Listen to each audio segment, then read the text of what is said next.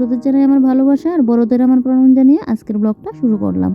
আশা করছি তোমরা সবাই খুব ভালো আছো, যে যেখানে আছো ঈশ্বরের কৃপায় আমরাও ভালো আছি। তো ঘুম থেকে উঠেই তো যা পরিমাণে ঠান্ডা, সকালবেলায় যেন ঘুম থেকে উঠতেই ইচ্ছা হয় না। তবে কি বলো তো, আজকে অনেকটা বেলা হয়ে গেল জানো তো। আর কালকে সকাল সকাল স্নানটা করাতে কি হয়েছে বলো তো, মানে এত পরিমাণে মানে ধরা হয়েছিল, তারপর মনে হয় আমার একটু গ্যাসও হয়েছিল। সেই যে কি পরিমাণে আমার বমির ভাব, মানে সেই কালকে সন্ধ্যার থেকে এত পরিমাণে শরীর খারাপ ছিল, তোমাদেরকে আমি বলে বোঝাতে পারবো না। যাক, শেষমেশ একদম মাথা যন্ত্রণার ওষুধ খেতে হয়েছে, ট্যাবলেট খেতে হয়েছে। তারপর কি আমার মাথা ধরা ছাড়লো, এতটা কষ্ট কালকে পেয়েছি। যদিও তোমাদের দাদাভাই সকালবেলায় বলেছিল, আমি যখন চুলটা ভিজিয়ে স্নানটা করলাম, বলেছিল ড্রায়ারটা করে চুলটা যেন শুকিয়ে নিই। ও জানে আমার ঠান্ডা লাগলে এরকমটা হয়। আর তো কি আর করবো, ওর কথা আর আমি শুনিনি। আমি আমার সংসারে কাজে বাজে লেগে পড়লাম, চুলটাও শুকানো হয়নি। তাই জন্য কি যে ভোগান্তিটা না ভুগেছিলাম কালকে। তো যাই হোক, আজকে তাই একটু লেট করে স্নানটা করব। এখন স্নানটা করব না, তো উঠে আগে এই ঘরদোর গুছিয়ে গাছিয়ে নিচ্ছি। আর তোমাদের দাদাভাই বলছে খেয়ে যাবে না, ওটস খেয়ে যাবে, মানে মানে ভাতটা রান্না করতে লাগবে না। পরে একদম আমি লেট করে স্নানটা করতাম। আর এদিকে যেহেতু সকালের খাওয়া দাওয়ার ঝামেলা নেই, তাহলে রান্নাবান্নাটা পরে করলেও হবে। আর যদিও বা দুপুরের তরকারিও আছে, ওই যে সেদিন মাংস নিয়ে এসেছিলো, তো কালকে আমার এই অবস্থার জন্য কালকে তো আমি দুপুরেও খাইনি, সকালে শুধু খেয়েছিলাম, রাত্রেবেলাও খাইনি, শুধু কালকে লাই পাতা দিয়ে ভাত খেয়েছিলাম রাত্রিবেলায়। তো সেই করে না তরকারিটা পুরো রয়েছে। তো তাই রান্নার এত ইয়ে নেই। আর তোমাদের দাদাভাই যেহেতু ওটস খেয়ে যাবে, তো এদিকে ভাবলাম রান্নার যেহেতু ঝামেলা নেই, চলো আমি এদিকে ঘরটা গুছিয়ে গাছিয়ে নিই। দেখবে কাজে একবার লেগে পড়লে না, তখন যেন ঠান্ডাটা একটু কমই লাগে। আর তুমি বসে থাকো, অলসতা করো, তখন দেখবে ঠান্ডা যেন তোমার শরীরে একদম পুরো ভর করে। আর এখনও কিন্তু কুয়াশা ছাড়েনি, এত পরিমাণে কুয়াশা পড়ে আছে। আর ঠান্ডাটাও যেন বেশ দিয়েছে জানো তো, এত এত পরিমাণে ঠান্ডাটা লাগে। যাই হোক, এদিকে দেখো, এবারে কালকে যে কাজগুলো করা হয়নি, এই কাজগুলো কিন্তু আমি আজকে করে নিচ্ছি। হচ্ছে দুইটা দরজা মোছা হয়নি, তবে সোফার উপরে টিনগুলোও মোছার ছিল, ওইটা আর মুছতে পারিনি। তো এদিকে দেখো, দুইটা দরজাও কিন্তু আমি মুছে নিয়েছি। নিয়ে এবারে কিন্তু আমি ঘরটা ঝাড় দিয়ে নিচ্ছি। তো যেহেতু আমার ঘর তোর গুছানো গাছানো হয়ে গেল, তো তাই জন্য কিন্তু একবারে ঘরটা এখন ভালো করে ঝাড় দিয়ে নেবো। সেই আবার দুপুরের দিকে নোংরা হলে একটুখানি দেবো, না হয় বিকেলের দিকে ঝাড়টা দিয়ে নেবো। তো তাই ভালো করে এখনই না ঘরটা ঝাড় দিয়ে নিয়ে নেবো। আর বাইরেটা তো এখন ঝাড় দিতে পারবো না, বাইরেটা একটু বাদে ঝাড় দিতে লাগবে। কুয়াশা পড়ে না, বাইরেটা একদম ভিজে ভিজে হয়ে আছে। তো শুধু বারান্দাটা ঝাড় দিয়ে নেবো, বেশ অতটুকু। বাইরেটা একদম পরে একটু হালকা যখন রোদটা উঠবে বা কুয়াশাটা একটু শুকিয়ে যাবে, নিচে যে পড়লো, তখন গিয়ে না হয় ঝাড়টা দিয়ে নেব। মানে ইয়েটা তো মানে উঠোনটা তো মানে একদম শুকনো শুকনো আছে, কিন্তু ওই সাইড মানে সাইডগুলো না, বারান্দার সাইডগুলো দিয়ে জলটা যেহেতু ওই যে কুয়াশার ইয়েটা টপকে পড়ে, তার জন্য কিন্তু একদম ভিজে ভিজে হয়ে আছে। তো ধুলোবালি তো একদম জলের মধ্যে আটকে থাকে, তাই জন্য আর এখন ঝাড়টা দিতে পারবো না। তো এদিকে দেখো, পুরো ঘরটা কিন্তু আমি ভালো করে ঝাড় দিয়ে নিচ্ছি, একদম সোফার তলা টলা নিয়ে। আর এই শীতকালটা আসলে না আমার ঘরে কী হয় বলো তো, একদম খাটের নিচটায়, তারপর সুকেজের নিচটায় দেখবে সাদা সাদা যেন একটা কীরকম হয়ে থাকে। এটা বুঝতে পারি না কেন এরকম, মুছলে চলে যাবে, ঝাড়ু দিলেও যেন দাগগুলো যেতে চায় না। তো এটা শীতকাল আসলেই এরকমটা হয়, গরমকালে কিন্তু এটা আবার থাকে না। এবারে মনে হচ্ছে পৌষ মাসে না আরও ঠান্ডাটা বেশি পড়বে। গত বছরও তো পৌষ মাসের অর্ধেক হয়ে গেল, ঠান্ডা সেভাবে লাগেনি, মাঘ মাসে গিয়ে একটু ঠান্ডাটা পড়লো। আর এবার তো একদম অগ্রহায়ণ মাস থেকেই না ঠান্ডাটা জোর কদমে পড়ে গেছে। যতই ঠান্ডা লাগুক যা লাগুক, বিয়ের পর দেখবে আমাদের ঠান্ডা ঠান্ডা বলে কিন্তু আর শুয়ে থাকা যায় না, বসে থাকা যায় না। সেই সংসারের কাজে বাজের জন্য কিন্তু ঘুম থেকে উঠতেই লাগে।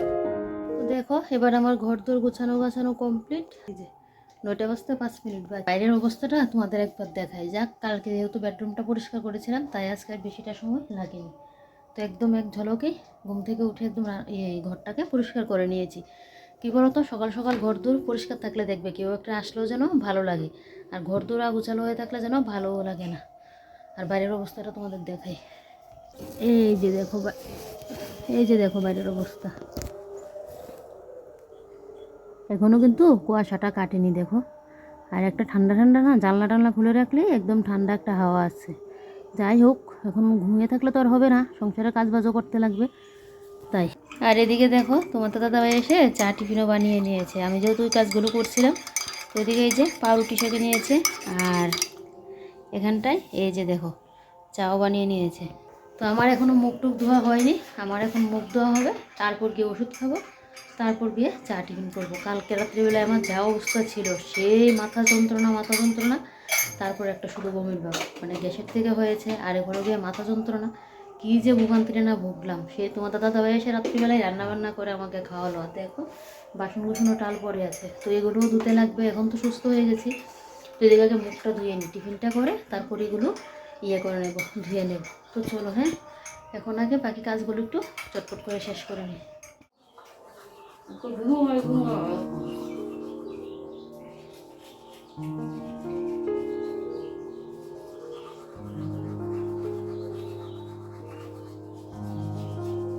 মুখ ধোয়া হয়ে গেছে, মুখটা ধুয়ে চা টিফিনও করে নিয়েছি, ওইটা তোমাদের সাথে শেয়ার করে নিই। তো এই যে চা টিফিন খেয়ে এদিকে দেখো কালকে রাত্রিবেলার থালা বাসন আবার রয়েছে, তো এবারে আমি কিন্তু থালা বাসনটা মেজে ঘষে নিচ্ছি। আর দেখো কতগুলো বাসন কুসন পড়েছে, কাল রাত্রিবেলা তো আছেই, সেই আবার সকালবেলা চাটা খাওয়া হয়েছে। আমি যে চা করি ওইটাও কালকে রাত্রিবেলায় করা হয়েছে, এটার মধ্যে যেন কী সেদ্ধ করেছিলাম, তো তাই জন্য এটাও মানে রইলো নিচে, আর ধোয়া হয়নি। আর তোমাদের দাদাভাই সকালবেলা আবার ওই যে সসপ্যানটার মধ্যে চাটা করলো। তো দেখো কী পরিমাণে বাসন কুসন ভরে। আর রাত্রিবেলায় না বাসন কুসনটা শীতের দিনে মেজে রাখতে পারলে ভালো হতো, কালকে শরীরটা খারাপ থাকাতে আর বাসনটা না আমি মাজিনি রাত্রিবেলায়। তোমাদের দাদাভাইও বারবার না করছিল, বলছে মানে করতে লাগবে না, বাসন এখন আর মাজা ঘষা করতে লাগবে না।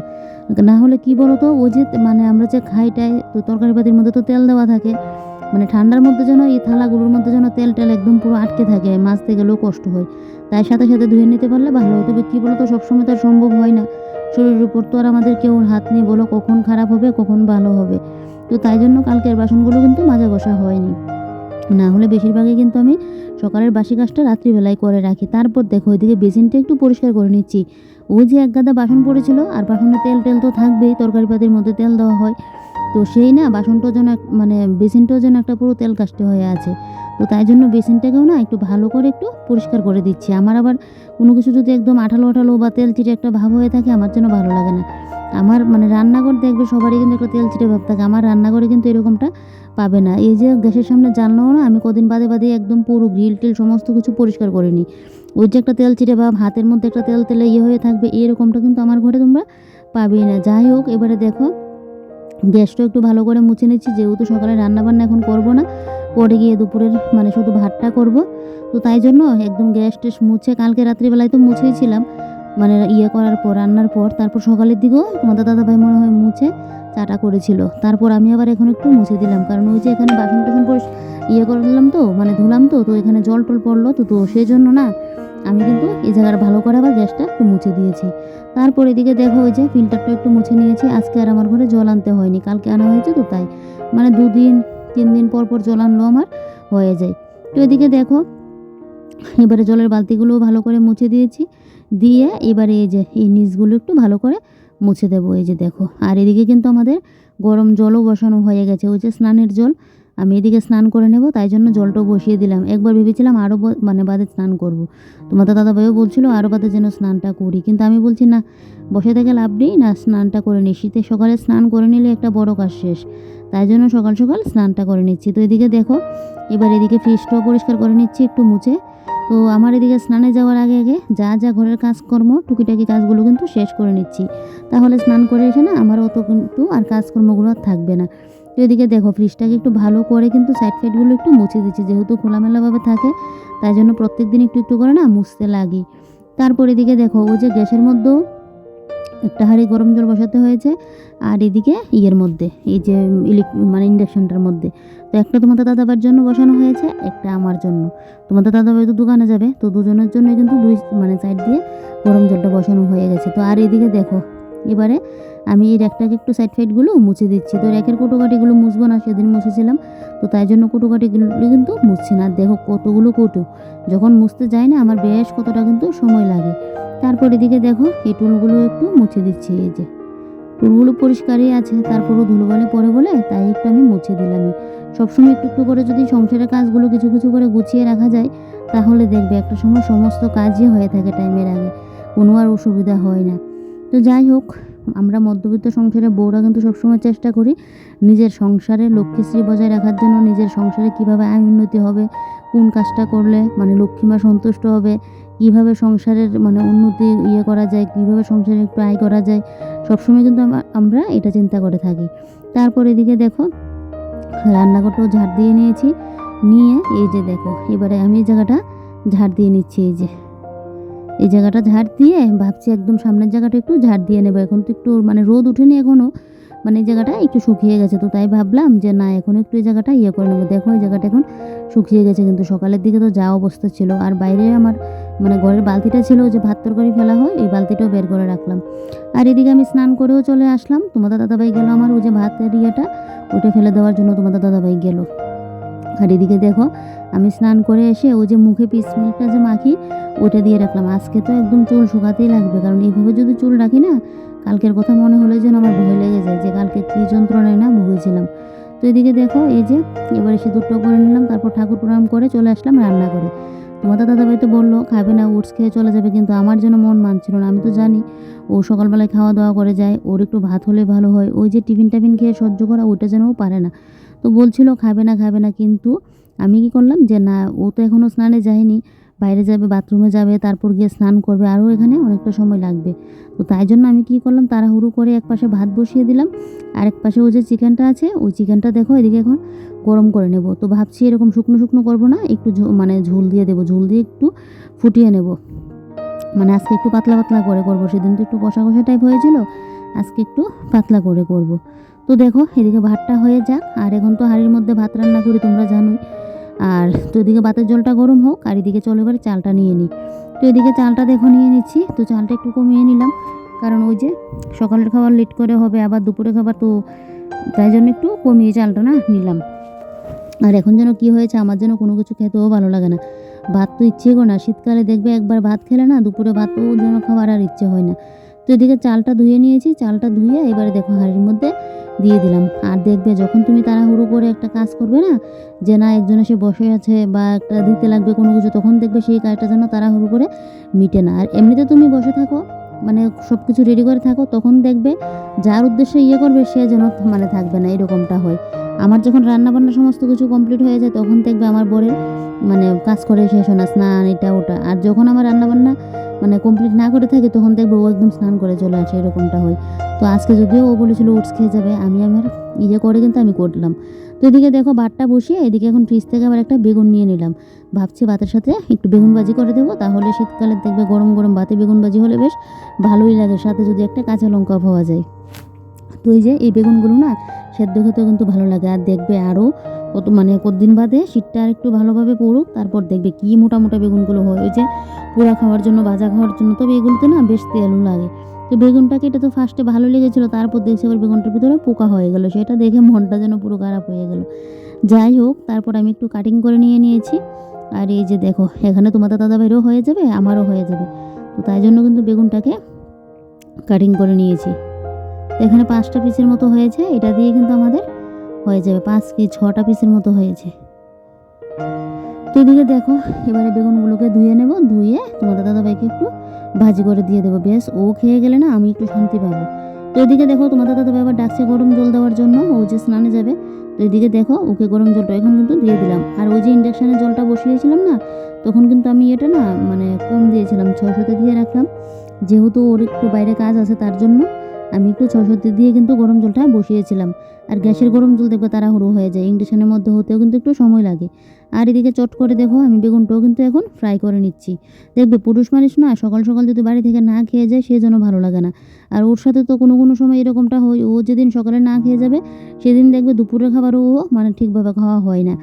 এরকম হয়েছে একদিন যে ও দুপুরের খাবার খেতে আসতেই পারেনি, এরকম দোকানের জন্য। তো তাই জন্য আমি সবসময় চেষ্টা করি সকালের খাবারটা যাতে ও খেয়ে যায়। তারপরে এদিকে দেখো ইন্ডাকশানটার মধ্যে একটু জল পড়েছিল, তো জলটা একটু মুছে দিলাম, দিয়ে এই যে দেখো গরম গরম ধোয়া ওঠা ভাত, আর এদিকে সাথে ওই যে বেগুন ভাজি, আর সাথে এখন একটা কাঁচা লঙ্কাও দিয়ে দেবো। যাক ও ভাতটা খেয়ে যাক, আমি একটু গিয়ে শান্তি পাবো। ও আমাকে বকাঝকা করছিল, মানে কে বলছিল তো তাড়াহুড়ো করার জন্য, আমি তো বলছি খাবো না, একদিন না খেলে কোনো কিছু হবে না, কিন্তু আমার তো আর মন মানছিল না বলো। সবসময় যেহেতু ও মানে খেয়ে যায় সকালবেলায়, আর ওর আবার আবে যাবে জিনিস খেয়ে অভ্যাসও নেই, সেই কথা ভেবে কিন্তু এটা করলাম। যাই হোক, এদিকে ওকে 4টার মতো বেগুন ভাজি দিয়ে দিলাম, কিন্তু ও কিন্তু 4টা খায়নি, একটা খেয়েছে, মানে 3টা খেয়েছিল। তো এদিকে দেখো এবারে যে চিকেনের ঝোলটাও কিন্তু বেশ অনেকটা ফুটে গিয়েছে, এবারে চিকেনটাও কিন্তু নামিয়ে নেব। তো চিকেনটা নামিয়ে গ্যাসটা মুছে এবারে দেখো চলে আসলাম আমি ঘরে, আর তোমাদের দাদাভাই এদিকে চলে গেলো দোকানে। আর আমি এদিকে এখন ড্রায়ারটা দিয়ে আমার চুলটা শুকিয়ে নিচ্ছি, কারণ চুল না শুকালে তো মাথা যন্ত্রণা শুরু হয়ে যাবে, তাই তারপর গিয়ে চুলটা শুকিয়ে তারপর গিয়ে বসবো আমি খাওয়া দাওয়াটা করতে। তো খাওয়া দাওয়াটা একটু লেট করেই করবো। আর দুপুরে তো রান্নার ঝামেলাই নেই। এবারে আমি আমার মতো করে না এখানে চুলটাও কিন্তু শুকাচ্ছি, আর কিন্তু কয়েকটা আবার রিলসও বানিয়েছিলাম। তোমরা এটা আবার ইউটিউবে পাবে না, ফেসবুকেও কিন্তু এটা পাবে, আর ইনস্টাতে তো আছে। যাই হোক, চলো এবার আমি ডায়েটটা দিয়ে চুলটা শুকাই, আর আজকের ব্লগটাও এখানে শেষ করছি। কাল আবারও কোনো নতুন ব্লগে তোমাদের সাথে দেখা হচ্ছে। তোমরা সবাই ভালো থেকো, সুস্থ থেকো, এটাই প্রার্থনা করে। তোমাদের এখানে ঠান্ডাটা কীরকম পড়েছে কমেন্ট করে কিন্তু বলবে। আমাদের এখানে তো যা ঠান্ডা গো, মানে কি আর বলি তোমাদেরকে। তো চলো, হ্যাঁ, আজকের মতো বাই বাই।